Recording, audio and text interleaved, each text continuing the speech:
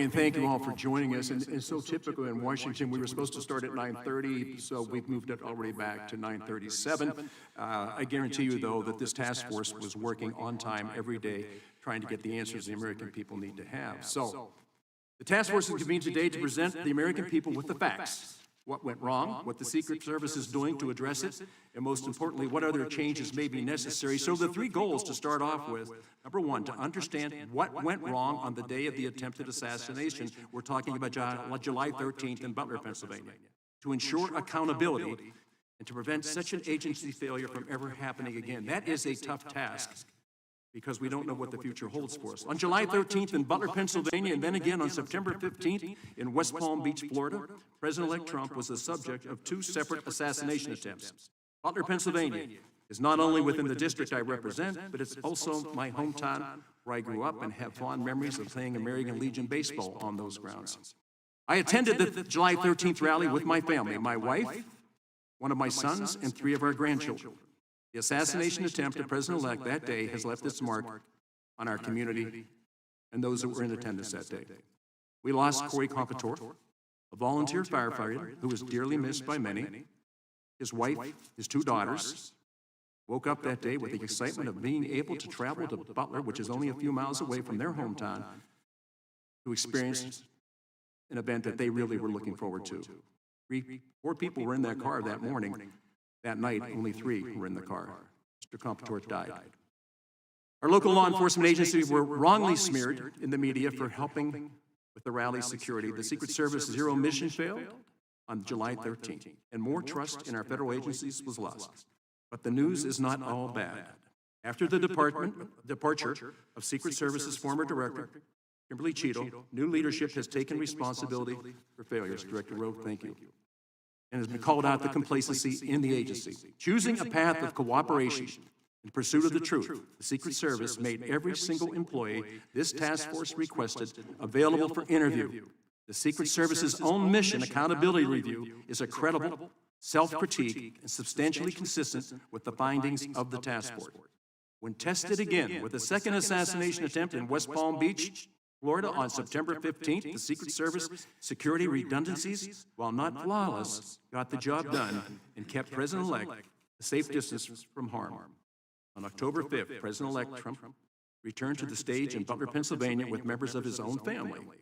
The differences between the planning, coordination, and execution of this event compared to July 13th were like the difference between day and night. The task force upcoming report includes a few dozen recommendations for Secret Service and its parent agency, the Department of Homeland Security, as well as Congress. In less than 5 months, the task force has conducted 46 transcribed interviews with local, state, and federal officials, participated in over a dozen briefings with relevant agencies, reviewed approximately 20,000 pages of documents, visited the site of the July 13th assassination attempt in my hometown of Butler, and the site of the September 15th assassination attempt in West Palm Beach, Florida. It also went to FBI laboratories in Quantico, Virginia, to examine the physical evidence from the July 13th attempt. This work has positioned the task force to make bipartisan determinations about exactly how the failures occurred and where the responsibility lies. At the task force hearing on September 1st, it noted three key areas of failure by Secret Service that occurred on July 13th. This included planning errors that led to confusion among local law enforcement partners, an inexplicable failure to close public access to the site where the shooter, Thomas Crooks, chose to position himself. And third, communications and command structure that did not facilitate rapid communication. Further investigation has revealed new information shedding light on each of these failures. First, planning areas by Secret Service not only created confusion among local law enforcement partners, but also among the Secret Service agents working at the rally. In interviews with the task force, multiple agents offered uncertain and at times conflicting takes on what the duties of Secret Service personnel working in key roles for planning and execution the day the rally took place. Second, our investigation found that AGR Complex, the grounds and buildings adjacent to the rally site where the would-be assassin Thomas Crooks fired from, were not secured due to the Secret Service failure to understand and confirm key information. Interviews with Secret Service agents revealed the area was never secured because agents mistakenly believed that state and local officials planned to secure it. Secret Service never verified this charge before or during the rally. Third, communications, and I think this is really the most important. Communications and intelligence failures occurred in numerous ways, ranging from a flawed setup, agents failing to speak up about problems they observed, training issues, inadequate resources, and not having the ability to communicate with one another in the moment of the crisis. After much investigation, we found no any evidence or testimony suggesting that any Secret Service in proximity to President Trump at the rally, who might have been in a position to get him off the stage, knew that there was a suspicious or armed person on a rooftop until after shots were fired. In the course of our investigation, some interviews with Secret Service personnel included expressions of regret, while others took defiant stances blaming colleagues for their failures. Several Secret Service agents interviewed by the task force have either already left the agency or have been placed on a status called situational telework, where they are not allowed to contribute to the core duty of protection. Those agents have been left in flux, waiting to see if these fundamental leadership failures will ultimately lead to the end of their careers. It's not in our nation's or anyone's interest for the Secret Service to delay accountability decisions any longer. I strongly encourage Director Rowe to review the task force final report and act to hold those individuals responsible for the failure accountable in a way that enables the Secret Service to move forward. We are no longer under the illusion that there is still work to do in fixing these problems with the Secret Service. Every 4 years, those campaigning for our nation's highest office reach out across America to connect with the public and ask for their support. This is a fundamental principle of our democracy. On top of being responsible for protecting our nation's highest-ranking officials, their families and foreign dignitaries during a campaign season, the Secret Service must protect the candidates running for office. This greatly increases their optional tempo and pushes the resources to a limit. Today, we will discuss the lessons learned from this past campaign cycle and underscore what needs to happen moving forward. I want to thank Acting Director Rowe for being here today, and now I yield to Ranking Member Rowe for his opening comments. Good morning. I would like to thank the chairman and the members of this task force, and perhaps most importantly, the bipartisan staff for their incredible hard work over the last 5 months. I would also like to thank Acting Director Rowe for joining us here today for this important hearing. Political violence has no place in this country, and that is why the bipartisan work of this task force has been so critical. On July 24th, just days after the attempt on Donald Trump's life, the House of Representatives unanimously passed a resolution establishing this task force. Our mandate has been to investigate the facts and circumstances leading up to the assassination attempts in Butler, Pennsylvania, and West Palm Beach, Florida, to understand how these attacks happened and how to prevent a similar incident from ever happening again. But we also had another mandate, another unofficial mandate, and that was to come together as Democrats and Republicans and to show the nation that we can undertake the work of conducting an investigation, of uncovering the truth, and submitting a bipartisan report telling that story. And that is what we have done. In less than 5 months, the task force has done an outstanding amount of work to accomplish its mission. We received numerous briefings with federal agencies, including the Secret Service, the FBI, and ATF, visited the site of the first assassination attempt in Butler, Pennsylvania, and the site of the second attempt in West Palm Beach, Florida, held 46 transcribed interviews with federal, state, and local law enforcement officials, reviewed more than 18,000 pages of documents in response to requests for information to federal, state, and local law enforcement agencies, published an initial interim report laying out the task force's initial findings to ensure the American people remained updated on our work, held a public hearing with local and state law enforcement officials and former Secret Service agents who provided additional understanding of what went wrong in Butler. We visited the FBI laboratory in Quantico, Virginia to review evidence from July 13th, and today we are holding our final hearing with Secret Service Acting Director Rowe, which will be immediately followed by a business meeting to approve our final report. Although we received more cooperation from some federal agencies than others, we have been able to firmly establish the facts leading up to and on the days of both assassination attempts. and to make recommendations that will help prevent a tragedy like the one in Butler from happening again. We have also critically worked in an overwhelmingly bipartisan manner to ensure that the American people have the answers they deserve. I am proud of this process and the work that we have done. Again, I would like to thank the members of this task force for their diligence, cooperation, and dedication to stopping political violence in the United States and its tracks.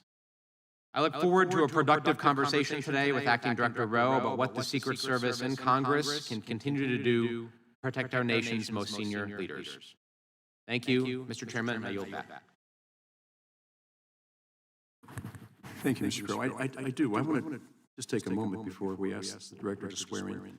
I think when we look at what we were able to do, 13 members of Congress, right? 7 Republicans and 6 Democrats. We never identified as what our politics were about or what party we belonged to. What we identified as a group that was going to try to find and get the answers to restore the faith and trust and confidence that the American people have to have, not only in this institution, but us.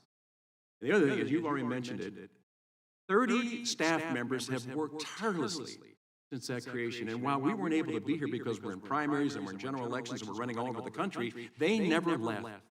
They stayed and they did all the work. So I can't tell you how proud I am of this group. They're the ones that should get all the credit. We get the chance to sit here. We'll take the blame, but I think I'd rather take the blame and give others the credit for the success. So let's go ahead and move forward. But I want to thank the staff, everybody that's here today. You guys did one heck of a job. Thank you for your dedication.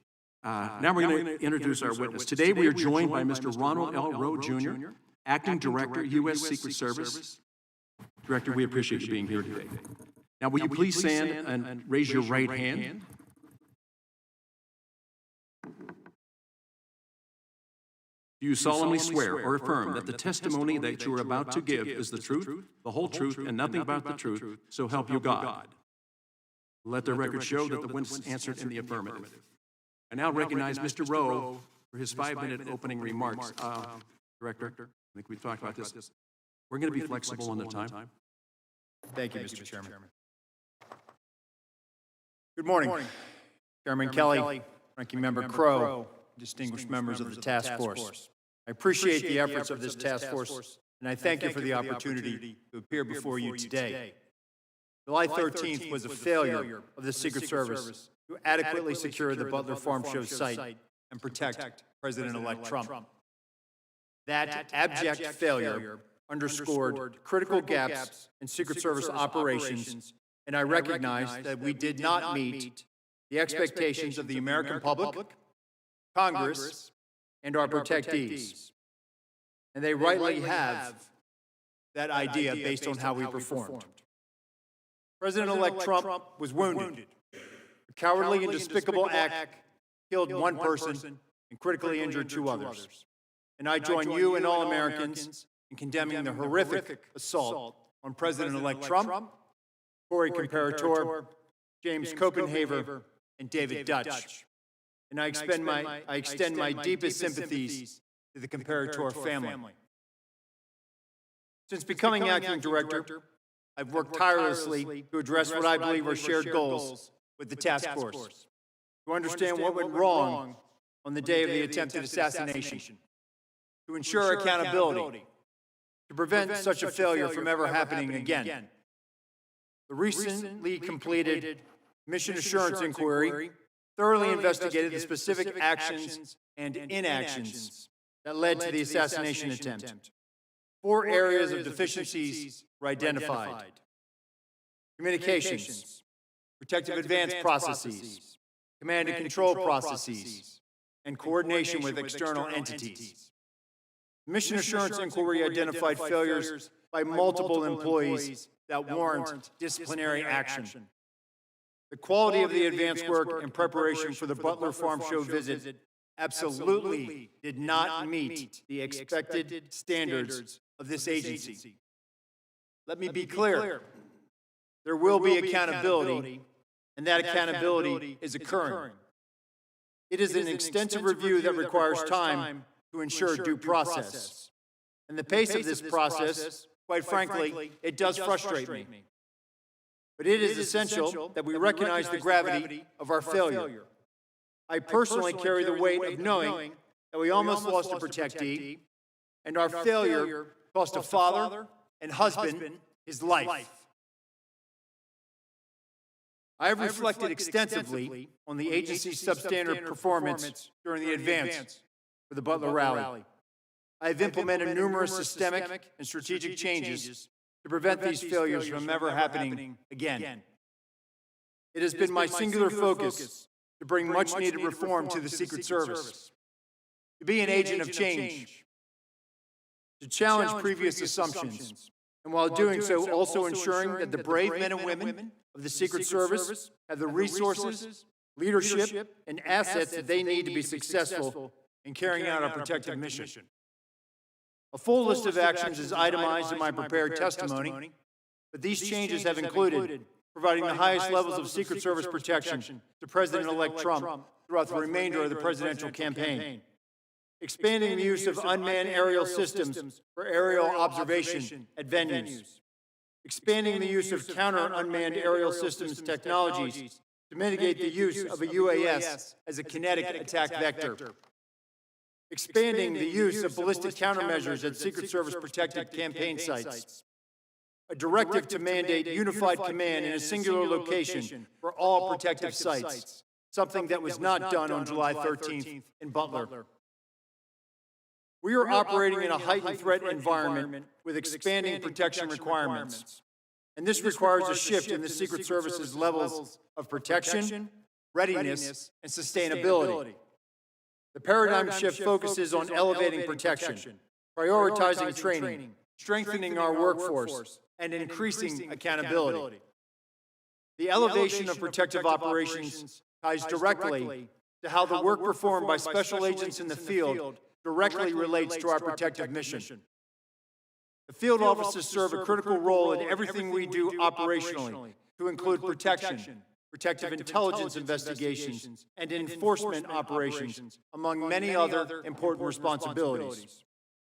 Recognizing how operationally integrated that field offices are, I am directing an organizational change to shift the Office of Investigations to the Office of Field Operations. This is not simply a semantic change.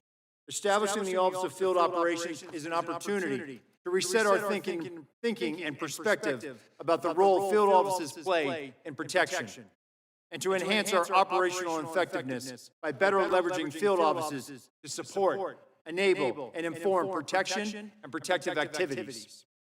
It is also my intention to reconstitute the Secret Service's culture such that training is routine and expected. That was how it was done when I was operational in the Presidential Protective Division. And somehow along the way, we became disproportionately operational in comparison to time allocated for training. As I have publicly stated, the Secret Service historically has had to manage its operations by doing more with less. That is not consistent with achieving a no-fail mission. And since becoming acting director, I've made it my priority to eliminate the do more with less mindset, which has had a long-term degrading effect on our workforce and our protective operations. The Secret Service is making progress on this thanks to Congress. The continuing resolution, which was passed in September, appropriated additional funding to the Secret Service in FY 2025 to support immediate requirements associated with protective operations.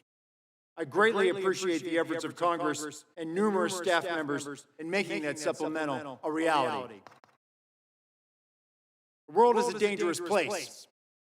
The responsibilities of the Secret Service are critical to the national security of the United States. It is important that decision makers fully recognize and appreciate the vital role and significance of the Secret Service in our nation's security. The terrorist, the nation-state actor, the sniper, the lone gunman, the lone wolf gunman, they must be lucky once. But the men and women of the Secret Service must be perfect every time. That may not be fair, but that's the world in which we operate in. Thankfully, Congress has responded to the immediate challenges facing the Secret Service, and for that we are grateful. Our agency is not defined by one failure, but by our ability to learn from mistakes, to hold ourselves accountable, then learn, evolve, and continue striving for excellence. After the failure of July 13th, the dedicated men and women of the Secret Service rose to the occasion. In the face of immense pressure and adversity, they answered a call to duty with unwavering resolve. And I want to express my gratitude for the extraordinary dedication and hard work of our special agents, uniformed division officers, mission support personnel. They all persevered when the demands of the mission surpassed anything they or their families have ever been asked to take on. Their commitment to the mission, even under such challenging circumstances, is nothing short of inspiring. I am truly honored to serve alongside such a remarkable group of individuals. Mr. Chairman, I will submit the remainder of my statement for the record, and I look forward to answering the questions of this committee. Thank you. Thank you, Director. I'm now going to recognize myself for 5 minutes. First, I want to thank you for your testimony. Of all the areas the Secret Service reviewed after July 13th, what do you think was the most concerning failure of that day, looking back on it? And had you been the one developing the game plan, what different moves would you have made strategically to ensure that it was a safe and secure area? So I think what is glaring to me is the failure to recognize the significance of the AGR building, to recognize the significance of proximity to what was perceived to be the middle perimeter of the site. The lack of recognizing that, the failure to effectively communicate, as you stated, and some of the findings of the task force, to effectively communicate to local law enforcement that we need to have uniformed presence out here, that we shouldn't have people that close, unscreened, on the curtilage of our site, not having better line of sight mitigation, having something scrim along that fence line that was to the 3 o'clock. Having uniformed law enforcement presence out there, having special attention measures by those law enforcement officers. That, to me, is glaring. And those are basic tenets, fundamentals of what advanced teams are supposed to identify. They are supposed to identify hazards, risks, and then mitigate those risks effectively, either by using law enforcement and coordinating assets, or taking matters and making sure that it is mitigated and that risk is taken out of play.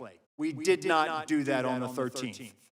Post-July 13th, there was a renewed focus on that, making sure that supervisors were engaged, that we provided assets, that we had enabling UAS, platforms in the air. That was the difference on October 5th that you saw with your own eyes, sir. You know, first of all, I want to thank you for your testimony. You know, of all the people that have weighed in on this, myself, my wife, 3 of my grandchildren, and 1 of my sons were there. I was on the grounds both on July 13th and October 5th. I want to reiterate what I said earlier. The difference is the difference between day and night. And my concern was, from the day the site was selected to when it was turned over to Secret Service, somehow that exchange, for whatever reason, the ability to coordinate the efforts between local law enforcement and federal agencies just seemed to be casual. I don't think local law enforcement knew enough about what was expected of them. I think that day they were doing what they thought they were supposed to do, and then afterwards it's like, well, we should have communicated better. And I've got to tell you, from the beginning, I always was trying to figure out why 2 different command centers, and why weren't the 2 command centers even able to communicate with each other? Because at the end of the day, it's about communication. And as I've already said, we shouldn't have waited till 11 minutes after 6 that day to determine that we couldn't communicate. So going forward, you've already made some changes, and I think when you look at October the 5th, and to me, when I walked on the grounds that day, I felt like I was in the safest place in the world. The awareness of that, when you look back at it, and you were not in charge at that time on July 13th, but afterwards, the attention to detail that you put into effect on October the 5th, if you can share with us what we should do going forward is there a protocol? Is there an ability to communicate? Is there an ability then to draw not only agencies, the federal agencies in, but also local agencies, because you can't cover the whole thing by yourselves. You just don't have enough personnel. You don't have enough assets. Going forward, I know you've already initiated plans like that. Just share a few of those with us, please. Sure. So we've actually now we have done some organizational changes as well. I've created an aviation unit, right? So that's making sure that we're putting out those drones up in the sky to give us visibility. If we don't have a drone, or if for whatever reason a state or local wants to fly a drone, we're going to allow them to fly that drone as well. The whole point is to get, and this is what we did not have on July 13th, and it's one common operating picture. On October the 5th, we knew exactly where every law enforcement officer was because they were using a Blue Force tracker. We have that same platform. So having that domain awareness now, moving forward at our protected sites, that is a change that we are operationalizing. We did this as part of our paradigm shift. We have to look at the threat and what that threat is. And our security model is based on that threat. And we have to prepare every day that there is somebody out there who's there to do harm. And that means that we have to communicate that to our state and local officers, and they are just as much of a partner at the table when we are developing that plan. Okay, thank you. Listen, we could go on for a long time back and forth of what was there. I just will reiterate it. There is only one person on this panel in this room, unless other people came down from Butler that was there that day. I was there that day. It was really messed up. I couldn't understand at all what was going on because it was unlike any other rally that I'd ever attended. I do know that you have so many protectees that are out there. The size and scope of your responsibility is beyond what the average American would understand. And I think by having these hearings, people are going to understand what is the purpose of the investment, why do we do it, and who all is it we're trying to protect. At this time, I'm going to turn over to Mr. Crow. It's been wonderful working with him, and his military background exceeds anything I ever knew. So, Representative Crow, please. Thank you, Chairman. Acting Director, I wanted to actually pick up on that last line of questioning about the lack of a common operational picture and your reference to a Blue Force tracker. I mean, Blue Force trackers is something that I used a lot when I was a ranger in the military, because what we know is that when you're operating in a complex environment and you have multiple levels of agencies, you have local, state, federal, DOD assets, folks who don't always necessarily train and work together, but they're thrown together for a task force or a specific mission. And they're sometimes operating across vast distances and different geography, that common operational picture, right? One place where all communications flow, where there's unified command, where everyone can see where everyone else is, they can share information in real time, that is essential. Right? In Afghanistan, for example, that's what we had. We were oftentimes working with FBI, intelligence agencies, different countries across hundreds of kilometers in instances, but we had a platform, an actual physical platform that served as a virtual command post. So it doesn't matter where you were or who you were, you could look at that and see where everybody else was and share information.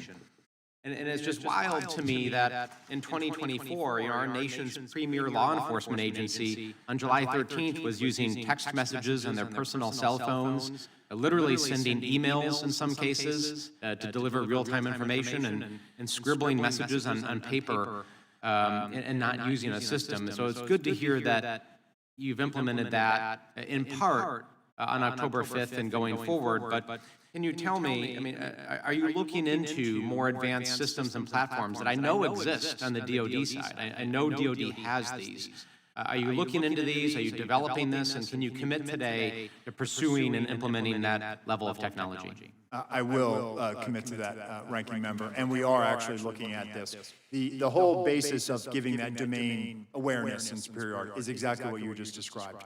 And what my experience as a National Special Security Event Coordinator in 2016, I was a coordinator for the RNC in Cleveland. When the Secret Service goes into planning for a National Special Security Event, we do this. We do exactly what it's called a multi-agency coordinating center. We have an incident log. We have a Blue Force tracker. We know where our partners are. We should be able to do this, and we can do this on a smaller scale. And so I've taken entities, for example, our radio operations, I've taken them out of a line of business directorate, and I've put them more closely aligned to an operational entity. And that same operational entity, our technical security division, they also handle our cameras, our sensors, our aviation. So it's all about making sure that we're looking at things in DoD world, and we rely heavily on DoD for a lot of our overseas operations. And so they are already down the road with a lot of stuff, and we are leveraging those partnerships and leveraging some of the other commercially available off-the-shelf stuff that's available right now. That is FedRAMP, that we can bring it inside our system. We are doing that work right now, and there's about 2 or 3 different systems that we're looking at right now, and one of them is a DoD system. Thank you. The last question I wanted to address was this issue of culture.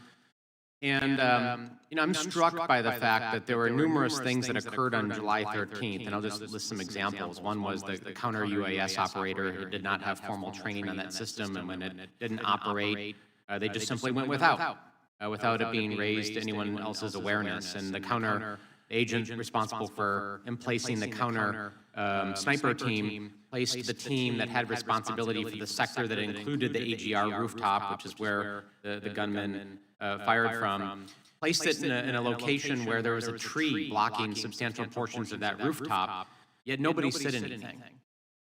When I was in the Army, there was this culture and expectation that when you were on a mission or in a training range, that anybody could say something at any time if they saw a safety risk. It's the old adage, if you see something, say something, right? So a private could stop a training mission or even a real mission if there was a life and safety issue. Commercial pilots have the same thing, that if you're in the cockpit, anybody can say, hey, there's a problem to the captain or stop something from happening. I'm struck by the lack of that culture on July 13th. That if you're a counter sniper and you've been placed in a position that actually doesn't allow you to see entire sectors of the position that you're responsible for, why aren't people saying something? And it happened on numerous occasions. So can you speak to that culture and how you change that culture so that folks speak up and everybody's empowered to make necessary changes on the spot if they need to? Sure. So first it starts with training, a retraining, right? A re-education of folks. We have to do that.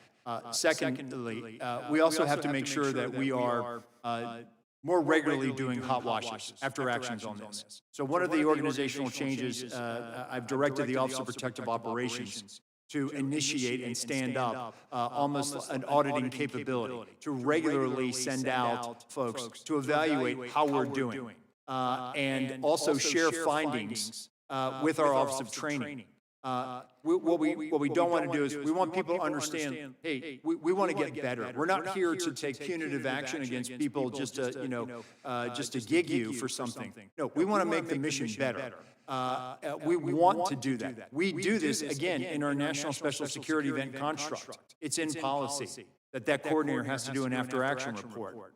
We do some of these things informally, but we have to do this regularly. We have to do after-action reports. And we have to retrain our folks to say, it's okay to see something and say, hey, wait a minute, why don't we have that hallway covered?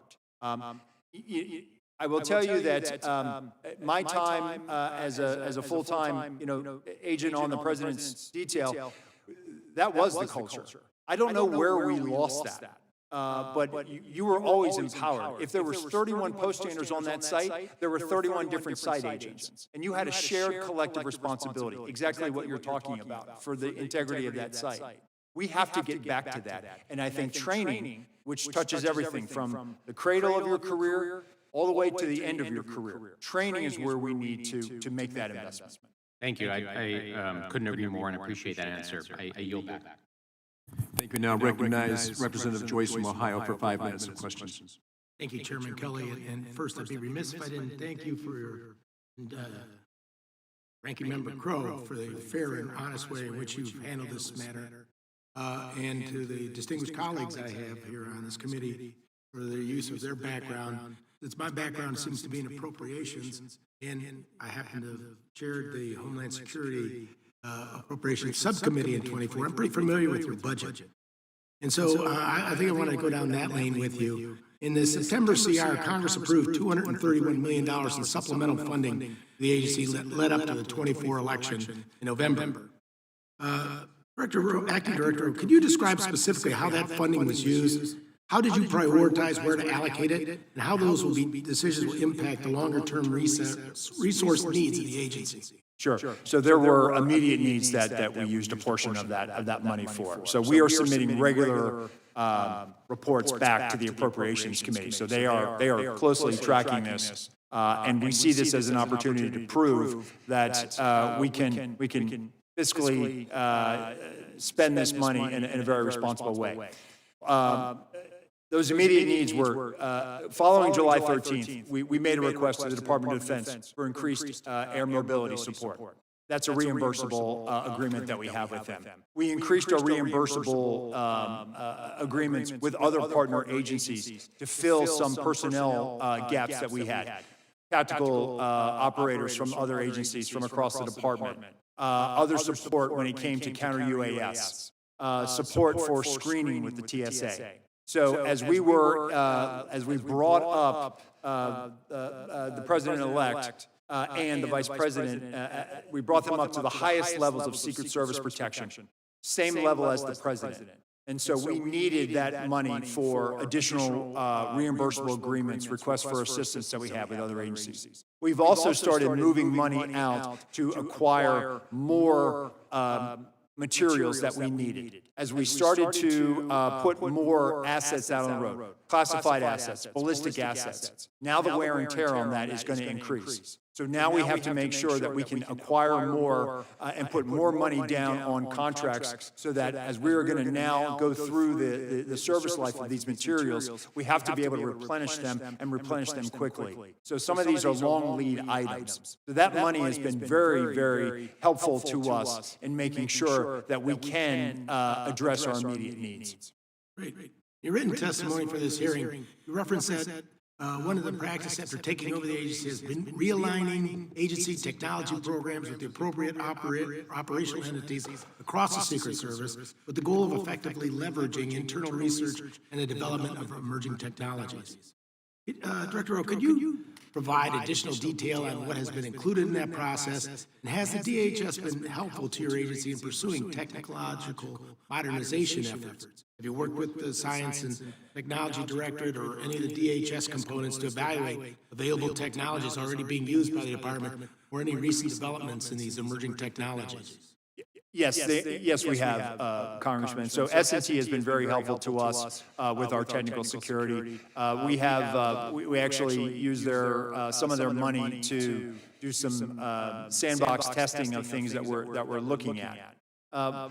Many years ago, we had an Office of Protective Research, and that office did a lot of R&D, did a lot of evaluation of things. There was a reorganization more than a decade ago, and that research element within the Secret Service kind of went away. It was ad hoc. We often relied on other partners, DoD, for example, to do a lot of research, DARPA and other entities. One of the things that I wanted to do was to create our own in-house ability to do applied research so that we are working with other agencies formally, like S&T, like DARPA, like others in the military that are operationalizing a lot of technologies. And so one of the things that we've done, and one of the things I'm trying to do is put the secret back in the Secret Service, but there's been media coverage of this, so I'll talk about it. Right now at Mar-a-Lago, we've started using a sensor array, an autonomous robot that's out there walking the seawall right now. It has a sensor package. We will use it at sites. We've started using it. And those are the types of technologies that have been out there, that have been in DoD world for years. We need to start leveraging those resources. And so the use of the autonomous canines down there right now is just one example of that. I'm glad to hear that. I was disheartened to hear with some of the things that were brought up before about the failure of communication. I thought after 9/11 we cured that. We'd have uniform platforms and all law enforcement, especially at activities such as the ones that Secret Service are involved in, are in communication all the time. So I'm glad to know that you're at least using these funds to try to progress the integrity of your communication systems network-wide. Thank you. Yield back. Thank you, Mr. Joyce. Also recognize right now Representative Correa from California for 5 minutes. Thank you, Mr. Chairman. I want to thank you and our ranking member, Crow, for holding these important hearings today. And Director Rowe, I want to thank you for the good job you've done in the very limited time that you've had being where you're at. I want to talk a little bit, sir, about culture, morale, and turnover. When you think about the Secret Service, you're talking about the elite, the best of the best. We've all watched those movies on TV. Secret Service agents take bullets for candidates. You're kind of the guardians of democracy. You make sure that it's the votes, the voters, and not an assassin's bullet that determine the outcome of elections in this country. And yet we hear that agents are demoralized, overworked, exhausted. 2022, 2023, largest turnover in decades in the Secret Service. And today, 60% of your agents have less than 10 years experience. 30% of your agents have less than 5 years experience. You got a short runway here to get up and running. How can we make Secret Service officers proud again? Get their morale up again. All of us have heard about those crazy parties in Colombia and other places that are really not deserving of a Secret Service reputation. How do we turn that ship around, sir? Yes, sir. So we actually have really turned the tide on our hiring. I will tell you, our applications are up. The one thing that I want to say that's not only your problem, because we've stepped up, given you $231 million in the latest CR. So what else can we do? How can we fix this? Yeah. So we closed out FY24 on the plus side, first time for a net gain, over 200 agents, around 200 agents or so. We've increased our net, and we've been able to hang on to our veteran agents. Part of that is by giving them a retention incentive, which we just rolled out now. We're able When to you say hold on to them, is that because people are, you got retirements coming up, or is it people just want to leave the agency? I think part of it is the workload, right? And I think what will alleviate that workload is bringing more in. Okay. So right now, we have about 500 agents in various states of training between now and March. We are going to onboard another 400 by June, and we're going to onboard 200 uniform division officers by June. We are on pace right now to hire 650 special agents and 350 uniform division officers. So being able to retain the workforce that we have and bring on more, we're going to make steady gains, because when I look at what we have ahead of us in 28, another presidential campaign, an incumbent who's not going to be out there, who's not seeking office, but is probably going to be out there campaigning. It's going to be a tough year in 28. The spirit, the core. The spirit, the core.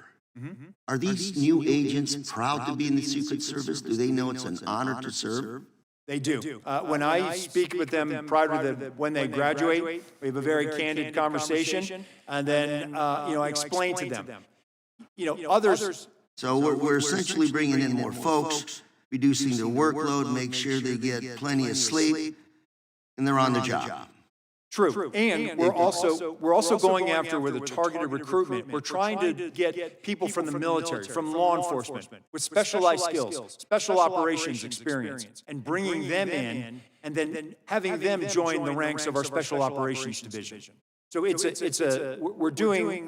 basically taking a multifaceted approach to build our ranks. And those folks, when they join, they're proud. That's one of the proudest days of their life, when I hand them that commission book and badge. And I explain to them that they have an obligation, not for the people that they protect, but for also the people that came before them, that paved the way, and the people that will come after them. Director Rowe, I've got about a minute left. Sure. Last question for you. Same question I've asked before. Who's in charge? Okay. If you're in a place, a site where you're going to have a rally, campaign rally, and the Secret Service believes this is not a safe place, I don't get a good feeling about holding this rally here, and the campaign says, no, we're going to have the rally here. Who's in charge? Who wins that argument? Listen, ultimately, it is the Secret Service responsible for creating that safe environment. That's not my question. If that environment is not completely safe, do you have veto power over the decision to hold that rally at that place? We do, and we do have those conversations with staff. So you can tell them, you're not going to have the rally here, you got to move somewhere else. We do that, yes. Just want to make clear, so you can do that, you have that power. We do, and it is a conversation. They have the same objective. They want to keep their protected. Because that's not what I've heard before, but I will take your word for it now, and we'll discuss it further later on. Thank you, Mr. Chairman, I'm out of time. Thank you very much. Thank you, sir. Now to recognize the gentleman from Louisiana, former sheriff, maybe still sheriff, the only member of law enforcement that sits on this panel. Mr. Higgins, you're recognized for 5 minutes. Thank you, Mr. Chairman. I was a captain in the sheriff's office, but I appreciate the promotion. Mr. Director, I appreciate your responsiveness to my personal outreaches to you in the months that we've looked into this. You have been accessible, and you helped me with some ballistics investigations that I was working on. You helped me personally, and over the course of the last several months, I've come to have a high degree of confidence that you are very focused on making the necessary adjustments to culture and policy and technology capabilities within the Secret Service in order to mitigate against threat at a heightened level as we move deeper into the 21st century. I think you have stepped into a difficult chair at a time of incredible challenge, and you've done so with quite courageously. And I say again, you've been very accessible. That's important to members of Congress, because when we feel like we're closed out from the executives that we are efforting to work with and to provide appropriate oversight, we don't appreciate that. So you're to be commended, I believe, good sir, for the character that you've shown in stepping into your chair at a difficult time and in the way you've interacted with Congress. So you stated that we are, quote, living in a state of heightened threat. I agree, and I would ask you to compare that to how we balance that with freedom as it relates to the Secret Service's particular mission of protecting protectees or VIPs. We do not expect nor want to live in a prison state. Some of my colleagues mentioned it's not completely safe. Let me say that there's no such thing as completely safe. You have to mitigate against threat. And you mentioned 2 levels of failure. I'm going to ask you to address one of them, which I concur with. You mentioned the AGR building proximity and communications failures. So I'm going to shift to communications failures on J13 and ask you to address what you have done to respond to the failure to deliver local radios as provided by Butler County ESU, set aside for the Secret Service that were never retrieved. You had isolated assets on rooftops that had no direct radio communication other than the delay of through their command post and their cell phones. But it would have been very easy for them to have a local radio up on a roof. That didn't happen. That cost seconds and impacted the results of the entire day. So what have you done to address that? We've implemented a PACE, primary, alternate, contingency, and emergency. And also making sure that, for example, the snipers, our counter snipers and local snipers are actually co-located. So that's to cut down on that, to make sure that they are standing next to each other, so that there is clarity of communication between them, and then also if exchanging radios and making sure that we have their radio and can hear what they say in clear communications. Yes, sir. So sharing radios was part of your pre-mission plan for Butler on J-13. So the failure to execute the pre-mission plan is impacted us here. You actually had the planning in place, but it wasn't executed on that day. We would see that. Reasonable man would see that as a failure of on-site leadership to follow through with the agreed-to plan. How are you addressing that within the culture and the policies of the Secret Service to make certain that something like that does not happen again? And I'll yield the remainder of my time for your answer. Sure. So the Office of Protective Operations and our Office of Field Operations now, that is something that they ensure that we have that either shared incident command posts, and then where we have partners with Special Operations Division entities that are supporting us, that there is somebody with us, and we either have their radio or they are with us, and we are testing those communications in advance to make sure that they are rock solid. Thank you for your clarification on that very important topic of radio communications. Good sir, I appreciate you being here. I yield, Mr. Chairman. Thank you. We now recognize Representative Dean from Pennsylvania for 5 minutes. Mr. Chair, if I may, can I introduce some articles into the record at this time? Certainly. First one, an exodus of agents left the Secret Service unprepared, New York Times. Second one, more high-ranking officials in Secret Service stepping down, CNN. Acting Service Director responds to critical new reports about security failures, NBC News. Agency in crisis, NBC News. And final one, Secret Service touts protection improvements as election looms. Thank you. Without objection, so ordered. I now recognize Representative Dean from Pennsylvania for 5 minutes. Thank you, Chairman Kelly, and I want to personally thank you and Ranking Member Crow for how you have conducted this task force with the seriousness and the nonpartisanship that you brought to it. I also do want to echo the thanks to the staff, the extraordinary work of this bipartisan staff over these many weeks and months, and I want to acknowledge the tragedy that was July 13th. I thank you, Director Rowe, and all of your talented agents for so seriously looking at what failed.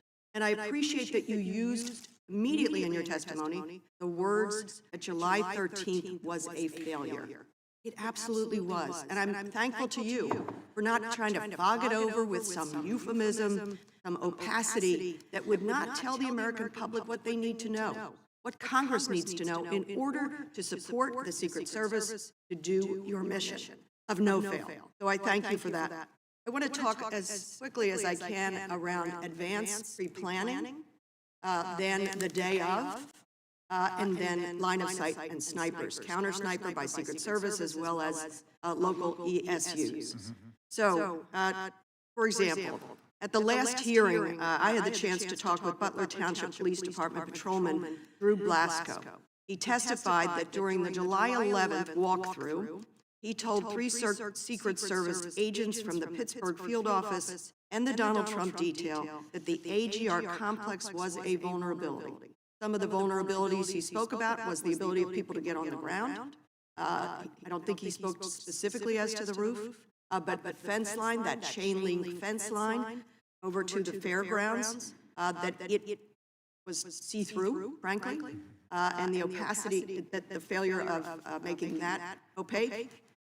There was, I think, some discussion of vehicles, put some vehicles along there, ag vehicles or something. So my question is, I know that the Secret Service has testified that they don't remember those conversations. Did the Secret Service discuss the vulnerability with local police or anybody as to the AGR complex, that fence line, the property itself? Congressman, what I can tell you is based on what my mission assurance inquiry has found is I cannot find a written communication where the AGR building was discussed. To me, that is glaring. That's a problem. It should have been identified. When I traveled there, Excuse me, I'm testing. a day after I was named as the acting, and as I'm walking around, and when I went up on the roof, and I'm looking at the proximity to the site, I was taken aback by the fact that that was not secure. So my answer to you is I don't have a written record of that. And so in the future, would those kinds of vulnerabilities be written down? I mean, they can be verbal, but at some point, somebody should be taking notes, and that leads me to my second set of questions, which is the day of. What happens when Secret Service comes to the site and they see these vulnerabilities, that transparent fence line, a property completely unprotected, so that people could walk through, get closer to the stage, to the president, than those who had to wait in line to go through magnetometers? Who is in charge when you get on the property to say, we got a problem over here on the left-hand side? Yes. So we are clarifying the policy about who is in charge. And the current policy states that the advance team is responsible under the direction of the field office SAC. That's in policy, that they are supposed to identify risks and mitigate them. But is there sort of a tick-tock where you say, okay, we're on the property, we've got the president coming in, and have we checked all the boxes in terms of the protection of this space? As a good site agent, you should be there when the site is being built, things are being placed, and then if things are not where they should be or where you thought they should be, it should be escalated up to the detail second supervisor who arrives ahead of the protectee. Or there is a mechanism. It was not exercised in this situation. Okay, and then I know my time's running out. Two quick things. The failure to coordinate with Butler and Beaver ESUs, emergency services units. One was up on a rooftop across the way, the other inside the AGR building. That's a baffling miscommunication to me, a failure of direction for them. And I want to end with this, which is where I began. When Ranking Member Crow and Chairman Kelly separately called me about serving on this task force, I was struck by the final thing that the chairman said to me in terms of our mission here. It is, of course, to identify the failures, to identify what Congress can do to strengthen the resources you need. But it is ultimately to make sure we can restore faith in institutions as essential as the Secret Service. So that is our ultimate mission here. And of course, to protect lives. The fact that we lost Mr. Comparator, who others grievously injured, others traumatized, unable to, with joy, go participate in our political system without fear of violence against candidates, protectees, or themselves. We have to restore faith in institutions like yours. And with that, I yield back. Thank you, Ms. Dean. I'm now going to recognize the Chairman of Homeland Security, Representative Green, for 5 minutes. Thank you, Chairman Kelly, and I want to commend you and the Ranking Member Crow, and the task force staff for the hard work they've put into investigating this critical security failure that led to the assassination attempt that wounded President Trump and 2 rally attendees in Butler and tragically took the life of Corey Comparator. The Secret Service has a zero-fail mission. July 13th was the closest that a would-be assassin has come to killing a current or former president since 1981. President-elect Trump escaped death by millimeters. As this task force has discovered in the course of its thorough investigation, critical errors in the planning and the operations for the July 13th rally allowed a lone gunman to open fire at President Trump and rally attendees. These security failures reveal the need for significant reform at both the tactical and agency-wide level, correct these vulnerabilities, and enhance the Secret Service's ability to carry out its protective mission. I do want to thank the acting director. Right after the first attempt at Butler, I think that next Monday, the Committee on Homeland Security was standing on the site. And at that point, the then director had never even been to the site. I'm not sure she ever got to the site before resigning. But within a day of what happened in Florida, you were there. So I appreciate the delta in leadership there.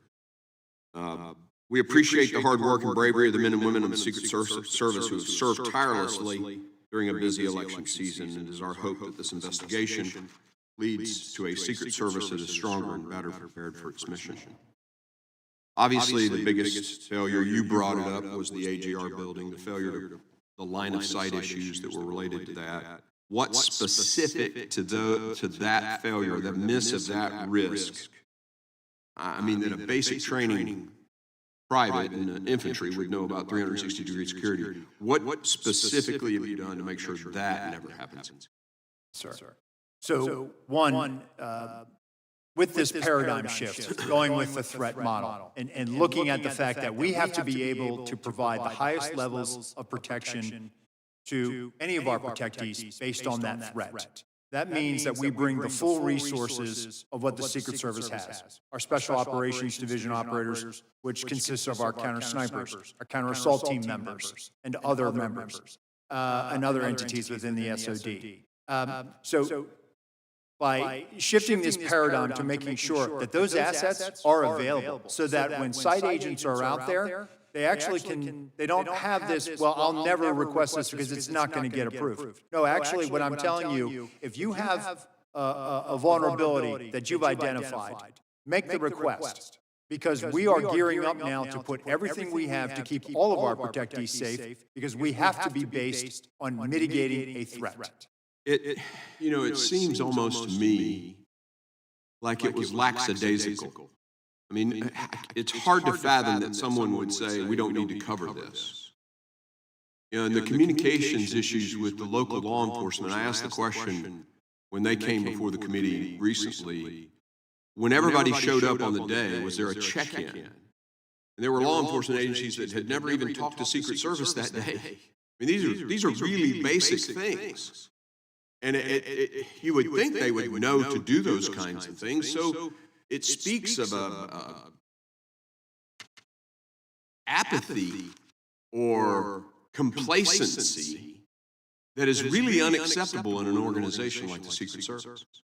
One of my questions to you is, the level of the failure seems unfathomable. The internal policies that weren't adhered to, the failure to mitigate very obvious risks. It speaks to a culture that, lack of attention to details, lack of sense of urgency, complacency. I mean, these are leadership, these are command climate issues. What is the command climate of the Secret Service? That's the thing that concerns me the most. When I reported to the 160th Special Operations Aviation Regiment, be their doctor. At that point in my life, I was 38 years old. I had graduated from West Point Ranger School, commanded in the 82nd Airborne Division Infantry Company. I had a master's in systems information. I had a medical degree, top of my med school class, and I wondered if I was good enough to be on that team. That's what I'm talking about, elite culture where everybody comes to work every friggin' day saying, I will do everything I can to make sure I don't fail. And I'll tell you, going to war, I didn't give a shit if I died. What I didn't want to do was fail. But your guys showed up that day and didn't give a shit. There was apathy and complacency, period. And that's your mission now. I appreciate all the systems and the technology that everybody else has asked about. But this is a leadership issue. This is a command climate issue, a culture issue. Can you make a few comments about what you're doing to fix the command climate at the Secret Service? Yes, sir. So we are reorganizing and reimagining this organization. That includes making sure that we are developing a leadership development program so that we are touching people at the GS-13 level, which is right before, the equivalent of like a captain, touching them before they get promotion to 14. And we are going to do that, and I just met with the Naval Postgraduate School yesterday. I graduated from the Executive Leaders Program at Monterey. I think it's a worthy program. We need to hit people and identify leaders earlier on, besides just saying, well, they've been here for 18 years, let's make them a GS-15. Good. That's what we have to get to. Good. I yield. Thank you, Chairman. Now I'm going to recognize Representative Houlihan from Pennsylvania for 5 minutes. Thank you, Chairman. Thank you very much for your leadership as well, Ranking Member Crow, and to all of the staff members who did all of the work that has produced this really important set of recommendations and findings. I thank you as well. Thank you, Acting Director Rowe, too, for the conversation today. I have two lines of questions, and I am frankly going to focus on some of the technology that I think is essential for us to be able to make sure this kind of thing doesn't happen again. For roughly 11 minutes on July 13th, Mr. Crooks was able to fly a drone near the site of the Butler rally. The Secret Service equipment, as we all know now, that could have tracked it perhaps back to its origin wasn't functioning at the time of the flight. And you have testified in the U.S. Senate hearing that had the U.S. Secret Service counter-drone equipment been working probably, quote, you may have possibly been able to stop Crooks. We've also learned that requests from the agent responsible for the counter-drone equipment for increased counter-unmanned aerial systems capabilities and earlier access were denied as well. So several times today, and actually in your opening remarks, you talked a little bit about the different ways that state and local and you all work together in making sure that these locations are secured and your protectees are protected. But right now, state and local law enforcement don't have the legal authority to operate counter-drone equipment to advance detection or mitigation. And actually, interestingly, in your opening remarks, you made a reference to the fact that you felt as though that might be something that they should have the ability to do. Would it have been useful if state and local law enforcement had additional capabilities and legal authorities to be able to conduct counter-drone detection and mitigation to support the Secret Service, sir? I do, with proper coordination with FAA. Thank you. That's my first question, and there is several ideas in this Congress that are bouncing around to be able to give you those authorities, and I would love it if I could ask for your support in helping make sure that that happens. My next set of questions has to do with some of the testimony that we had in our first hearing, where I'm, unlike some folks here, my background is in engineering, and I focus a lot on emerging threats, cybersecurity, biotechnology, and biothreats. And I'm struck by the fact that we're kind of always trying to solve for the last problem that we had, and the last problem that we had was a sniper on a rooftop. And obviously things are evolving, threats are evolving, and your kind of work needs to evolve alongside it. Representative Joyce talked a little bit about the appropriations process, and you talked a little bit about the Office of Protective Research that sounds like is now defunct. What kinds of things are you doing, and what kinds of things can Congress be doing to help you stay abreast of those kinds of emerging threats, to make sure that you can coordinate with DOD and with DARPA and those kinds of things, so we're not kind of constantly reinventing the wheel on this? What can we be doing to help, and what are you doing as well? So definitely, and again, obviously the color of money, right? O&S money is fantastic, but PC&I money, to be able to go out and acquire things is critical for us. It's critical for the Secret Service. We've certainly had challenges with getting enough PC&I money through the years. That's a separate conversation. But being able to have an applied research element within the Secret Service now is going to be able to have us regularly now go out and interface with all these other entities, the private sector, Silicon Valley, others that are doing innovative things that can be helpful to us, because it's not just about physical protection, it's cyber protection as well. Absolutely, and to the degree that we can continue to be helpful with that and helping you with the color of money and making sure that you have those resources, please do let us know. And also, I think one of the things that I was struck by when we were investigating, trying to understand what had happened, is we were able to see a kind of a creation of what his drone saw, and what the angles, the sight lines and things were. And I was struck by the fact that this was kind of the first time that we thought about those kinds of things, at least on this side of the world. And I'm certain that there are a lot of technologies and ideas that are maybe on DOD side or other places where you all can benefit from these, and FBI as well can benefit from the kind of work that DOD is already doing. With the last couple seconds that I have, training, the guy who didn't know how to fix the drone. What are we doing to make sure that that doesn't happen again? We've actually established an airspace and aviation section. So now they are the folks that go out and are primarily responsible for all of the counter-UAS and all of the enabling UAS. And so now that we have a direct hiring authority, we have this ability now, thanks to OPM, they were very cooperative. We can go out and hire drone operators. You can fly them remotely from Washington if you need to. My goal is to get more drone operators and people with this expertise downrange in the field so that they can go out and do this and are there on the ground. And that's going to help us fly drones and identify line-of-sight vulnerabilities. Get that eye-in-the-sky perspective as we're doing our advance. Thank you. I yield back. I appreciate your time.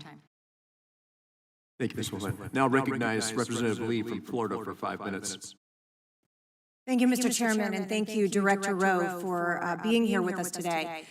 As is evident by today's hearing and will also be evident in the forthcoming report, this committee has successfully been able to develop a detailed overview of the facts and circumstances surrounding the days of these two assassination attempts, and will be able to provide some specific suggestions and transparency about those events going forward. The Secret Service has been cooperative with this committee, and we appreciate your efforts to ensure that we had information that was necessary to make this process meaningful. And we've received a lot of information from you that help inform what is needed with respect to resources, technology, and training. But I would like to discuss with you another aspect of protective work that I believe is also critical to the success of our mission here today. You testified earlier that part of successful protective work also includes being aware of and considering the actual threat environment. So would it be correct to say that when you all are engaged in protective work, one of the things that you do is go to the actual site, assess the physical location, and make an assessment of the specific geography and needs associated with securing any specific event site? Yes.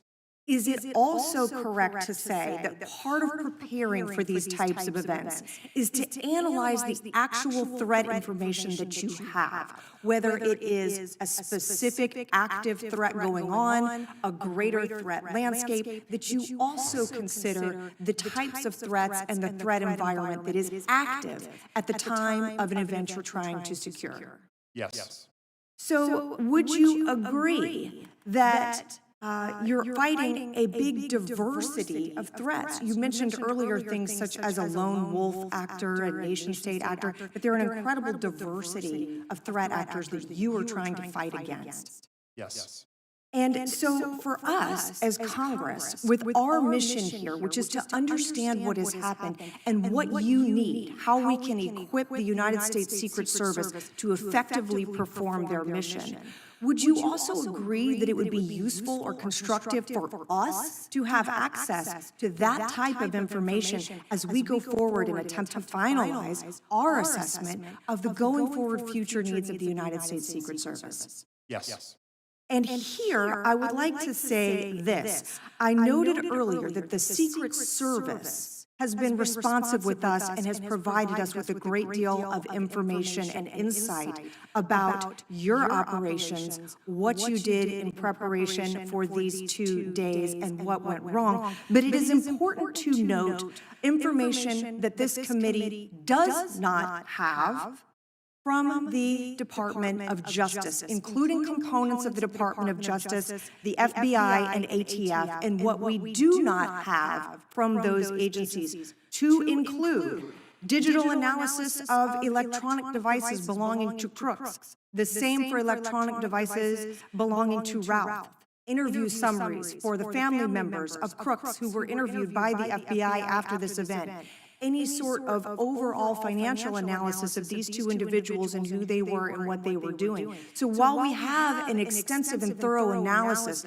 of the logistics, the specific things that happened on that day, who was standing where, who wasn't on a radio, how we could improve the implementation of the security measures that were in place that day, in a very real sense, we do not have some of the critical intelligence information that might have helped us even better understand the needs of your agency going forward. Our mission on this task force is to understand what went wrong on the day of the attempted assassination, ensure accountability, and prevent such a failure from ever happening again.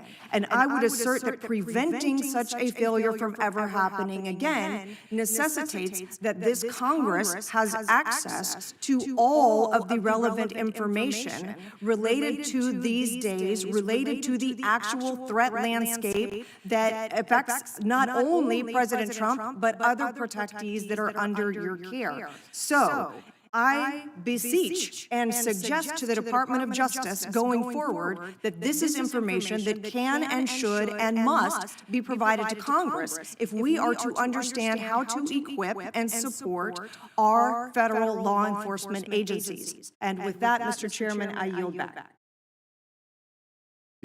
Thank you. You're spot on, Ms. Lee. Now I want to recognize Representative Ivey from Maryland for 5 minutes. Mr. Ivey.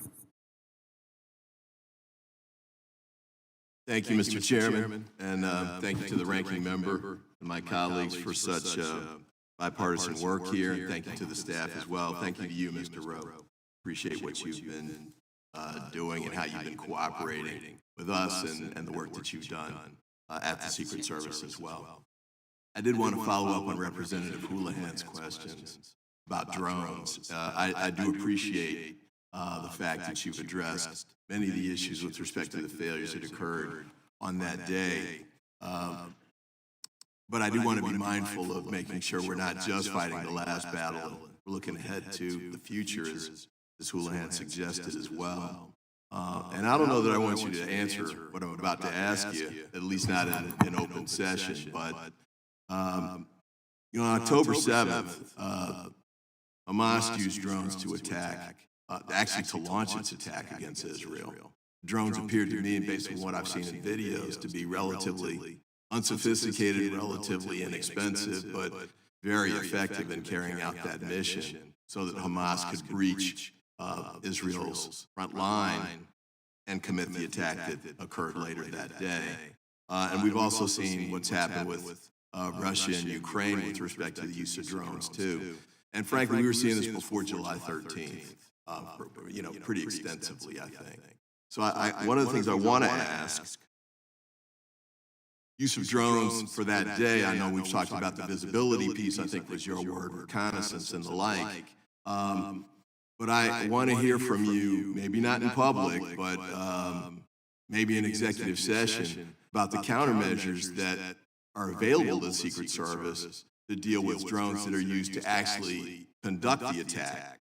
So not just sending information back, but as we saw on October 7th, could actually carry, for example, an explosive device that could be used on that day. Now, I know Chairman Green with Homeland Security, you've heard the passion he brings to this and the background that he has, and he's right, we did have a hearing on this at Homeland Security, not just that issue. I know this task force dissolves, I think, at the end of next week, but I'm hoping that we'll carry forward with this issue, and there are others too. I want to ask you quickly about the radio communications piece, because I know that wasn't, at least some of it wasn't recorded, which surprised me as a local prosecutor, federal prosecutor.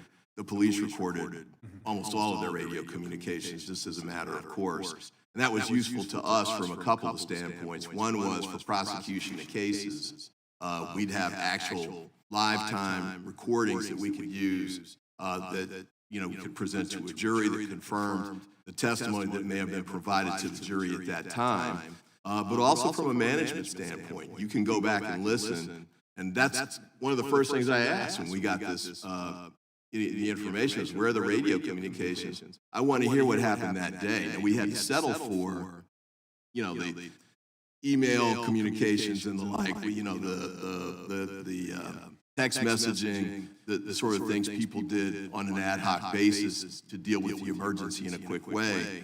I thought that was insufficient. And it seems to me that you should be recording these just as a matter of course for the reasons I stated. Body cams is another one to think about, I would say. I know that can be expensive in a way that radio communications are not. but also extremely valuable in the prosecution of the cases. You've got, there's nothing to prosecute with respect to July 13th, but there is with respect to Mar-a-Lago, and I don't know what the evidence there is, but, you know, that's the type of information that could be useful. And then with my last minute, I wanted to pick up on what Representative Lee raised a moment ago.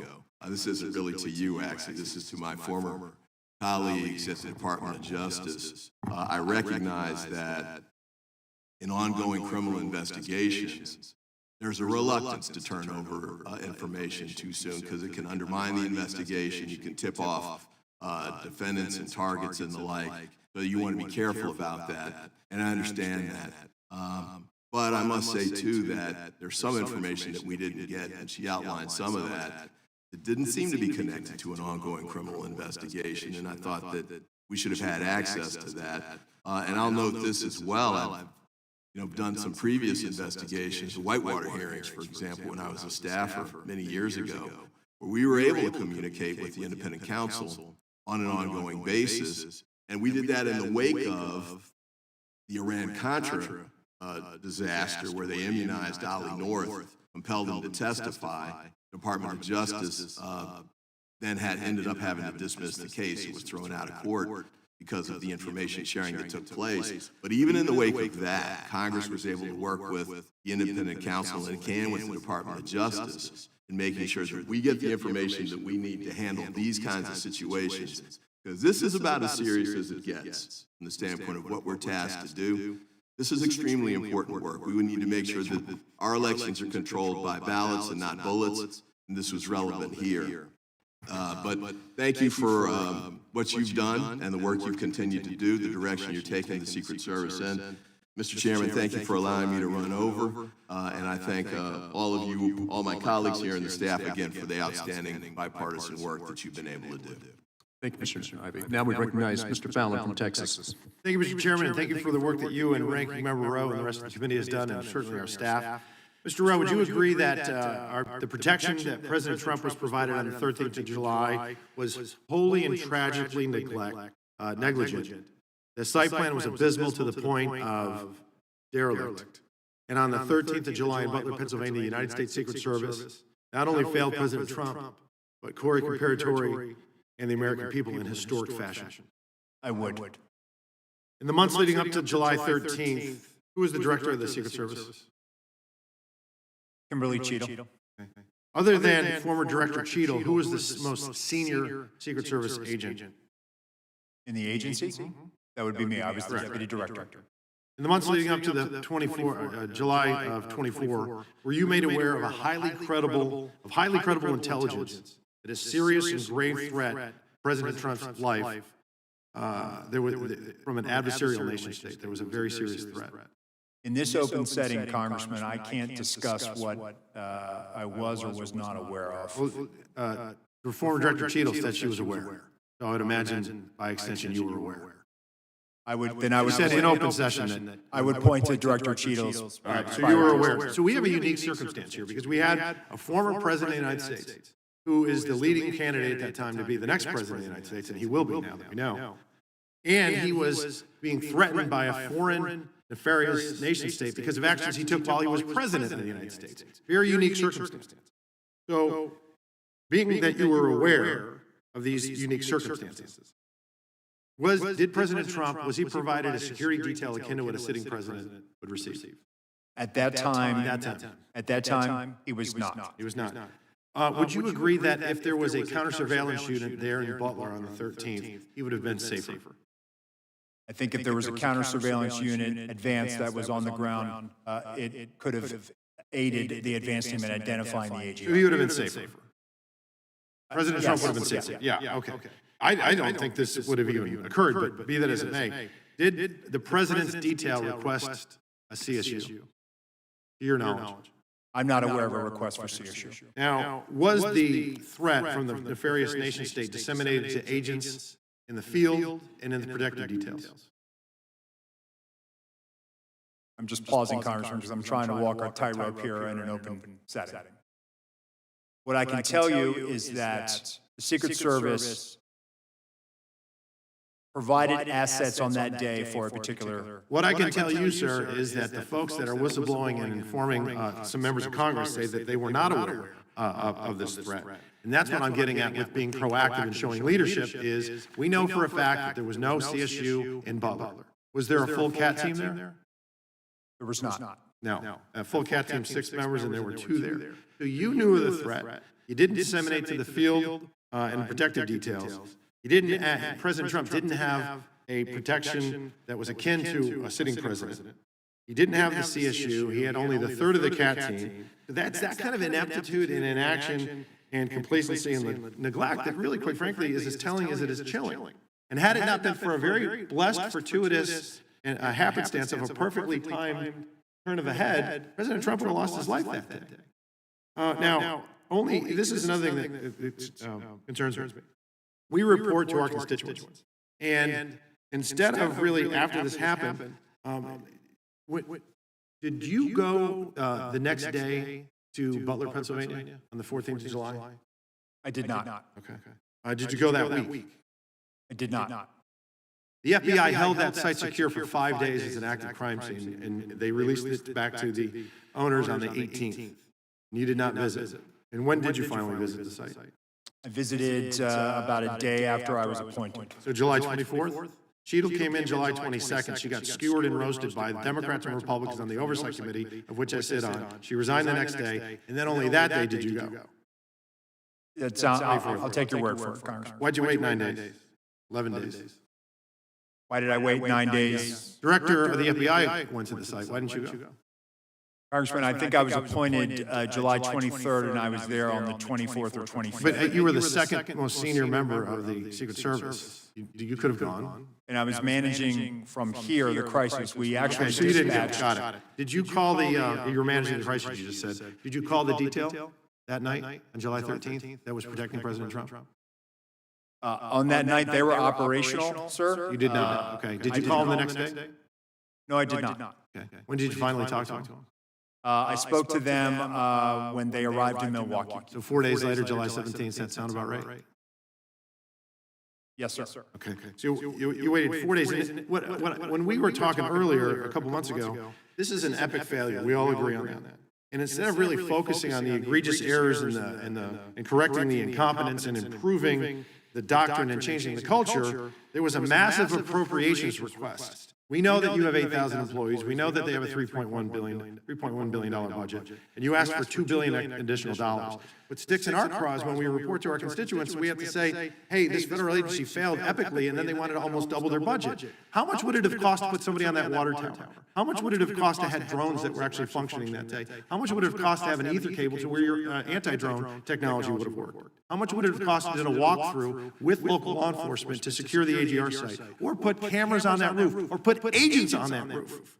Or have your snipers have iPads? Or have one command post instead of 2? Or cordon off the damn AGR complex, 17 acres. That would have cost $2 billion. And in fact, with caution tape signs, posts, and stakes, it would have run about $410 because we ran through it. Let's add it down to zero. Say it's $4 grand. It's not $2 billion. So I got another question for you. You recognize this photo?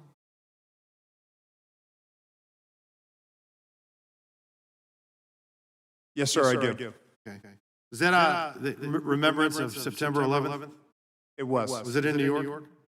It was at Ground Zero. Okay. Who is usually at an event like this closest to the President of the United States? Security-wise. The SAC of the detail. Special agent in charge of the detail. Were you the special agent in charge of the detail that day?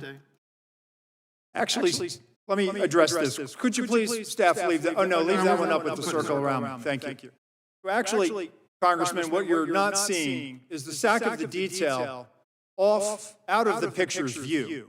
And that is the day where we remember the more than 3,000 people that have died on 9/11. I actually responded to Ground Zero. I was there going to the ashes of the World Trade Center. I was there at Fresh Kills. I was there. Secret Service member that died on 9/11. That you're trying to be. Do not invoke 9/11. Sir, you are out of line. I would like to ask him a question, please. You are out of line, Order. Congressman. Don't try to bully me. I'm an elected member of Congress, and I'm asking you a serious question, and you are I am playing a public politics. servant who has served this nation, and You won't answer the question. on our country's darkest day. Committee will come to order. Committee will come to order. I'm asking you serious questions for the American people, and they're very simple. They're not trick questions. Were you the special agent in charge that No, day? I wasn't. I was there representing the United States Secret Service, sir. Mr. Fallon, your time's Did not expired. affect protective You know operations. why you were Time's there? expired. Because you wanted to be visible, because you weren't listening for this I was job. there to pay You're not respect gonna for a get fallen it. member of this January 20th. agency. You endangered You are President out of line, Biden's life, Congressman. Vice You President are out of Harris's line. life, because you put those agents out of position. Mr. Did you have a radio with Mr. you? Fallon, your Did you time have has a secret expired. weapon? Mr. I did, sir, and you are out of line. Mr. Chairman, Mr. Chairman, Mr. Chairman, Yes, sir. please. And we are back in order now. We are back in order now. Thank you. Mr. Moskowitz, you are now recognized for 5 minutes. Okay. Congressman? How you doing? Good, sir. All right. So, look, the reason emotions are high is because we almost did have a former president, and now the president-elect literally almost killed live on television. And there were two pieces of luck that day, one bad, one good. The Secret Service's luck ran out that day because the systemic failures didn't start on July 13th. They were probably occurring, and the luck ran out that day. But luckily, President Trump moved his head and he wasn't killed. I can't imagine where we would be if we didn't have that second piece of luck. And so everyone here brings their different experience. I'm a former emergency management director. I know disasters when I see them, right?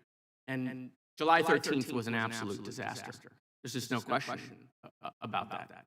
And I've done after-action reviews, and, you go through the things, in your response to a hurricane and what failed, and then you're like a general fighting the last war. We're going to fix the things that failed that day. But really, you got to do more of a holistic approach, not just look at the things that failed that day, the things that aren't working in general.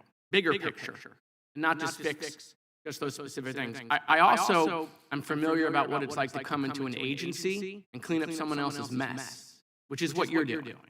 And quite frankly.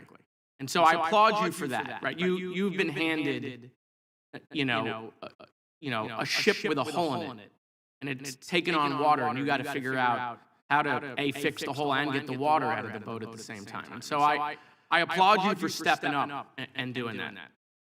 I want to talk about one of the comments that multiple people made on this committee, and it's for your agency and it's for other agencies, which is that a lot of time we get stuck in this process thing. Oh, because of process, we can't communicate with the public, or we're not going to communicate with Congress because of process. Agencies need to change with the times. Things are different now. And when you guys don't put out information, that vacuum gets filled with conspiracy theories. We talk about restoring faith in the institutions. Yes, government needs to work, and people need to see that they're competent. But at the same time, we're not going to be able to restore that faith if the agencies aren't communicating with the public and instead are getting conspiracy theories online because no one else is giving them information. And that's going to be a push-pull that you, DOJ, the FBI are going to have to deal with in today's world of communications. Other people will tell your story for you, and it will be false if you don't tell it. I want to talk about two specific things, and then I want to get to page 7 of the report, which for me is the most important. The 9/11 Commission recommended fixing the comms issue by creating a network. AT&T, FirstNet, I think Verizon has one as well. We knew about the comm failures that day, the throttling the radios, people on different systems, and yet 20 years, 25 years later, your agency is still struggling with the same problems we had on 9/11.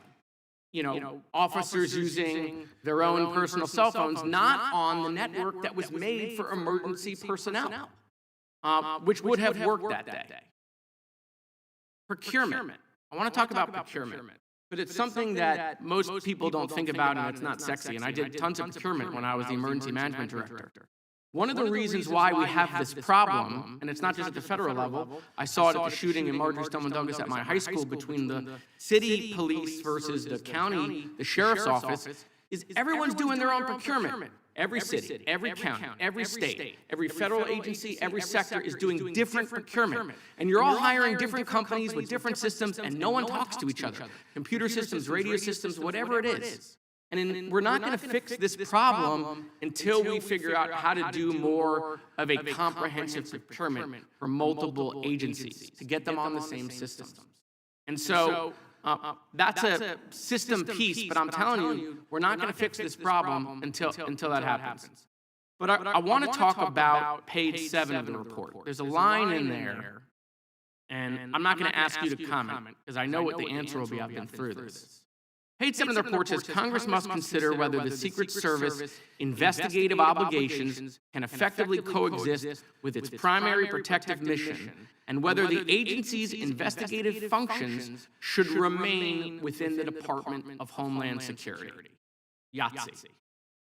And I will tell you that Homeland Security was the right to create it. Senator Lieberman was right. It has a core function. It should exist. We need to foster communication between our agencies, but I would surmise that the Department of Homeland Security has become too big. It can't function. It's 22 agencies, and it's just gigantic. And every director, administrator of FEMA that I've talked to, when they were in the agency, wouldn't tell me that. But as soon as they left, they would say, we can't make the changes that we know we need to make within FEMA because we can't get it done within Homeland. And so I'm going to be filing a bill the first day of next Congress to remove FEMA and Secret Service from Homeland Security and make them direct reports to the White House. I think the changes you want to make, I think you'll be able to make them quicker if you're not within Homeland. And so if we really want to talk about having our agencies respond faster, having our agencies fix these problems that didn't just exist on July 3rd, probably existed a year ago, 2 years ago, 3 years ago, 5 years ago, we have to be serious about breaking up Homeland Security. We have to realize that a 22-agency department cannot function efficiently. So it's quite frankly the reason why I joined the DOJ committee, to some people's misconception. I joined it with a specific focus on trying to fix Homeland, because that's where this conversation is going to happen. Right? And so while we look at the report, I would tell you not to overlook page 7.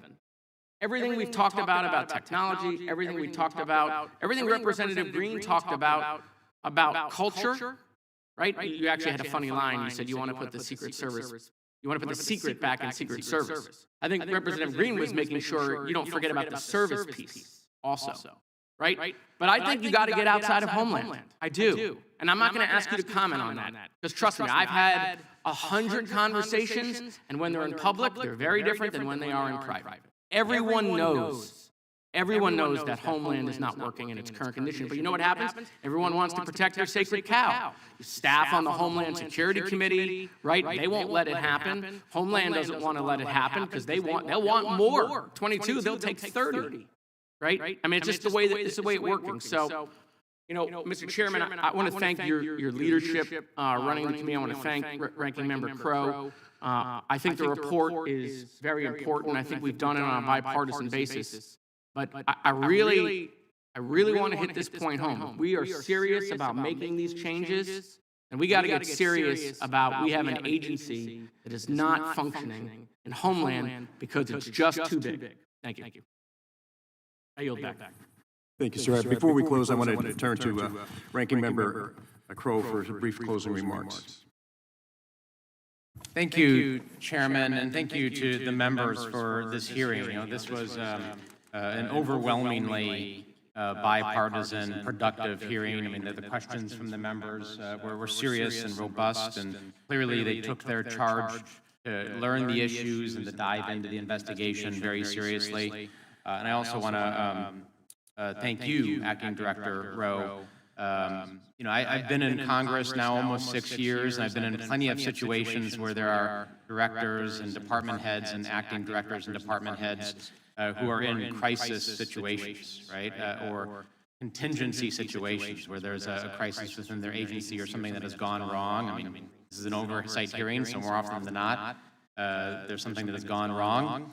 There's people that deal with that in a variety of different ways. But in my experience, and I don't want to speak for the chairman, and he'll have a chance to speak about this, but we've talked a lot about this. You've been very candid. You've been very open. You have accepted responsibility for the things that we feel like the service has had to accept responsibility for. You obviously were not the director on July 13th. The deputy director of agencies has different responsibilities, usually personnel management is what deputy directors do. Then you stepped into the role and have, I think, done a very good job of remediating, mitigating, and providing a path and vision forward. So I thank you for that and your continued service. And I also want to make really clear, when we're talking about the Secret Service, like any of these organizations, they are broad, diverse organizations of thousands of people. And there's no doubt that there were security failures on July 13th, and things didn't go right. But I also want to be very careful not to paint everybody with a broad brush. There are people that did not do their jobs, and there needs to be accountability for that. But there's also no doubt in my mind that there were many people who did do their jobs, that showed up with the right mentality, the seriousness, the commitment, who would have jumped up and took that bullet. In fact, after the shooting, did go on the stage and do what they needed to do and were willing to risk their lives. And I want to thank them. I think it's really important that we draw that distinction here, because I know a lot of those officers and agents are listening here today. And for those folks that show up every day with that commitment to excellence, who are willing to put their lives on the line, that we see them too, right? And we appreciate their service in what they do. Because we don't want to put your agency in a position where this is a negative detractor from morale. It makes it harder for you to right the ship. So that distinction is very important in that regard. I also hope America saw that we did come together in a bipartisan way and fulfill our mandate of looking at these two attempted assassination attempts. We took it seriously. You couldn't watch this hearing today and actually see who was a Democrat and Republican. If you took our name placards down here, Americans wouldn't be able to tell who was. This was issue focused. This was focused on our mandate, and I think that's really telling, and I would encourage folks to watch this if they haven't watched the entirety of the hearing and look at how we conducted our business here. The other thing I want to do is just thank the staff. This was a heavy lift. 5 months, the number of transcribed interviews, document requests was really substantial. At a time, as the chairman said, many of us were out on the campaign trail and accessible and spread throughout the country. Honestly, it's the staff that did the heavy lifting here, both the Republican and the Democratic staff. They have taken time away from their families. They have taken time away from their jobs. They have left law practices and other lucrative jobs to come and do important work for the American people, and I'm grateful for the work of the staff to put us in a position to submit this report and to tell the story that America deserves to have told. So with that, I want to thank you again, Acting Director Rowe, for your testimony and your commitment to addressing the issues that have been identified here today. And Mr. Chairman, I yield back. Thank you, Mr. Crow. I want to thank Mr. Rowe for his testimony and for appearing before us today, and I know that at times it can be very emotional because of what took place. I will repeat what I said earlier. I was about 60 feet away from the president when he put his hand to his head and went down, and as the shots were ringing out, my main concern was, oh my gosh, they just shot the president. But I couldn't find my wife, I couldn't find my oldest son, and I couldn't find 3 of my grandchildren where they were supposed to be. They were not put where they were supposed to be that day. They were left to wander someplace else, which I'll never understand. Look, it's very emotional. We talk through these things and be very orderly about it, or we recognize as the birthplace of the Jeep. It is now recognized as the location where the attempted assassination of Donald Trump took place. So it's overshadowed everything else that that town was ever known for and what they're so proud of and how wounded they were that day. And I will say this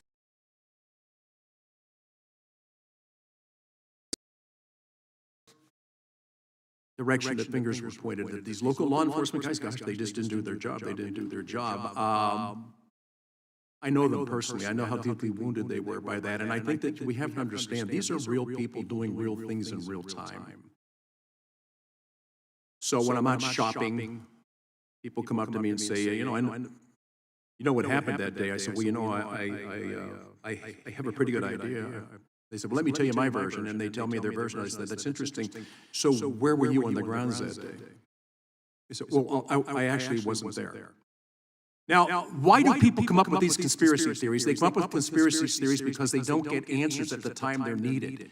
And I think that what we're trying to do, and I got to tell you, this is not a red committee or a blue committee. This is truly a red, white, and blue committee. And I will defy anybody to look at any of the members that are sitting up here today and say, I've seen this guy before in action. I know who he is. He's on Fox every night, or he's on CNN, whatever the hell people go on. Excuse me. I know we're not supposed to use any language like that. Chairman Green, I know that it's a very emotional thing for you, too. So it isn't a funny issue, and it's something that does bring out the best of us and the worst in us. So whenever Jason and I first talked, we were, and Ms. Lee mentioned this, we were given three goals. There's threefold. Understand what went wrong on the day of the attempted assassination. Ensure accountability, and to prevent such an agency failure from ever happening again. I know when I first talked to Representative Clay, he said, you can never guarantee that it will never happen again. And the longer I've worked with him, and I would encourage all of you to, if you can, draw up on your phones the captain when he's speaking, when he's in Louisiana. You will get the full force of who this man is and what he firmly believes and what his mission in life is. So you can be very animated. I'm amazed at how you operate today because you're very, you stick with it. But I would encourage anybody, go to that and please look at it and then tell me, wow, this guy's dedicated to that. So look, we're going to adjourn here in a minute, but without objection, members have 5 days to submit additional materials and written questions for witnesses to the chair, which will be forwarded to the witness. And we ask the witness to please respond promptly. This has been an interesting time, and I know we're supposed to close, but I think that because Jason hit on it, the efforts and the time and the dedication that this team has put into this is incredible. I'm not talking about members because, as you know, we had an election coming up, but these members never left here. They spent hour after hour after hour, thousands and thousands of pages, written testimony. It is incredible what took place, but you'll never see that because that's not the headline. The headline is we had a really dedicated group of patriots who said, I will step out of my normal life, and for the next 4 months, I will dedicate myself to getting the answers that the American people need to have. But from the very first, we are suffering from a lack of confidence, trust, and faith in our government. If we can't do these things and bring it back out and go to the American people, we know you had questions, we've got you the answers. That was our whole purpose in doing this. So I look back at it, and I'm going to mention this. At the end of that day, my brother lives at the end of the runway, by the way, on those fields. My 9-year-old grandson, Charles, said to me, Grandpa, why would anybody try to kill President Trump? I said, Charles, I can't answer that question. He said, they must be crazy. This was a 9-year-old, and people asked me, what was the effect on your grandchildren? I said, I got to tell you, as their grandfather, I'm appalled that they ever had to see that. As a member of Congress, it strengthened my resolve that, you know what, we can go beyond this. We can be better than anybody imagined we could be, and we can accept the fact that we failed that day. And understand that everybody on this panel had one goal and one goal only. And that was to restore the faith and trust and confidence that the American people need to have in our agencies. So I want to note that the task force will hold its business meeting following the conclusion of this hearing, and we will adjourn the hearing and reset the room for the business meeting. We're going to take 15 minutes, so I think it's drifted a little bit beyond. I said 11:50. Okay, 11:50, we'll reconvene. Again, I want to thank Director, thanks for being here. I know this is a difficult position to be in. Thank you. Without objection, the task force stands adjourned.